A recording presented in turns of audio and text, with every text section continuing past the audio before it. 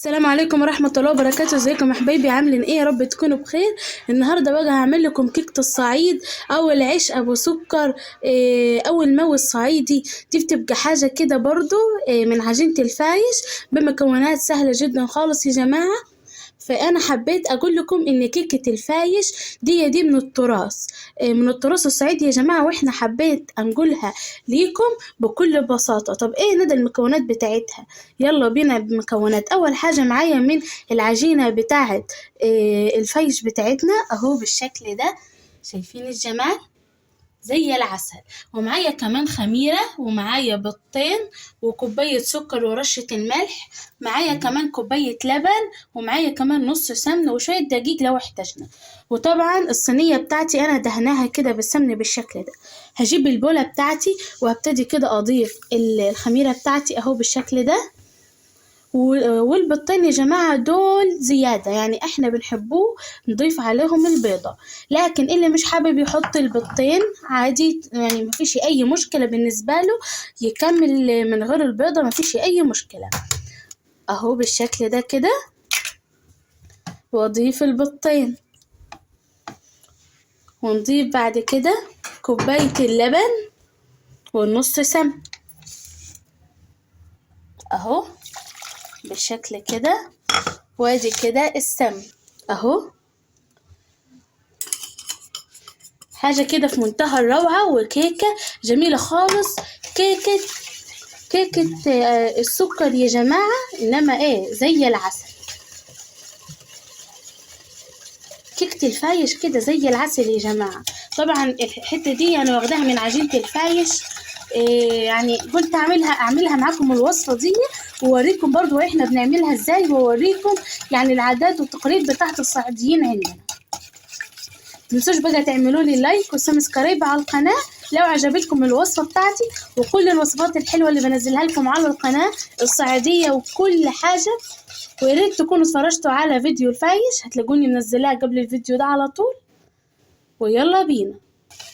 وكمان للناس اللي ما عاملاش الخميره، طب نعمله ازاي خميره الفايش دي يا ندى او عجينه الفايش؟ انت هتعمل الخميره بالظبط زي ما انا عملتها، وفي الشغل ده في العجينه اللي هي السوائل اللي حطيناهم مع بعض دول، نضيفي بس عليها الكركم، وهتضيفي كمان عليها شويه السمسم. بس كده يا ندى؟ ايوه بس كده، مش هتضيفي اي حاجه تاني خالص. ونبتدي كده اهو، هتعمل معاكي نفس العجينه بتاعتي دي كده وتشتغلي على طول.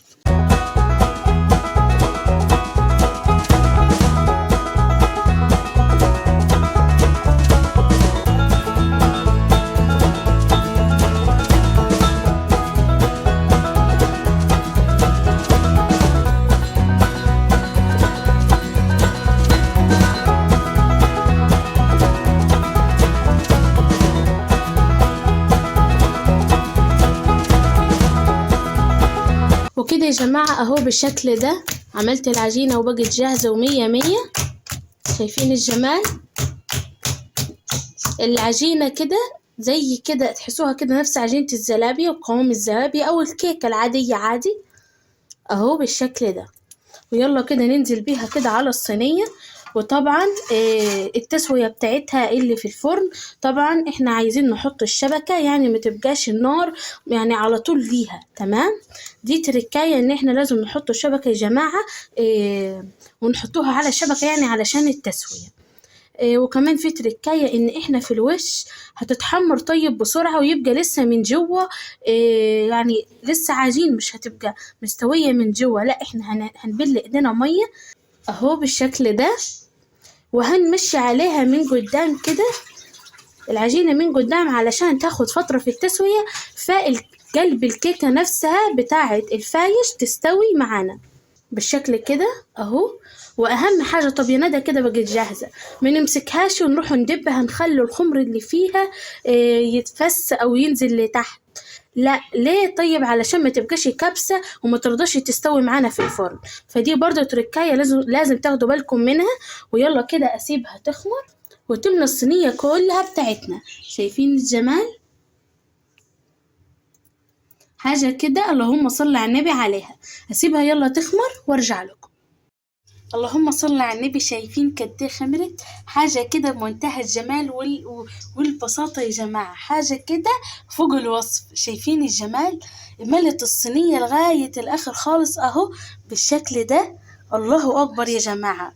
كل ده في ربع ساعة بس يا ندى، في ربع ساعة بس. يلا كده هسخن يلا كده الفرن علشان أدخلها، وما تنسوش على الشبكة يا جماعة، وفي نار واطي خالص خالص خالص عشان تطيب معايا وبالراحة، علشان يعني الخمر ده ما ينزلش لتحت كده ويجمر. بس كده. ويلا بقى داخلها الفرن. شايفين كده يا جماعة الكيكة بتاعتنا اللي بقت زي العسل؟ الله أكبر. طبعا أنا قلبتها كده على وشها أهو بالشكل ده كده علشان نقطعها على طول. يلا كده هقطع معاكم على طول على طول يا جماعة، ونصلوا كده على النبي. الله أكبر. حاجة كده في منتهى الجمال. ونطلع كده. بصوا مفتولة ازاي معايا. الله أكبر يا جماعة. الله أكبر. شايفين الجمال والحلاوة؟ بصوا فتحتها لكم كده علشان تشوفوا اللبة كده نفسها من جوه زي العسل. الله أكبر. بصوا كده بقى من جوه برضه في الكيكة نفسها، حاجة كده في منتهى الجمال برضه. اقطع لكم كمان حتة كمان اهو.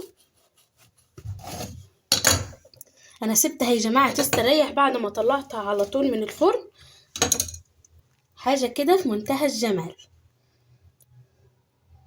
بصوا مفتولة خالص خالص يا جماعة من النص بالشكل ده.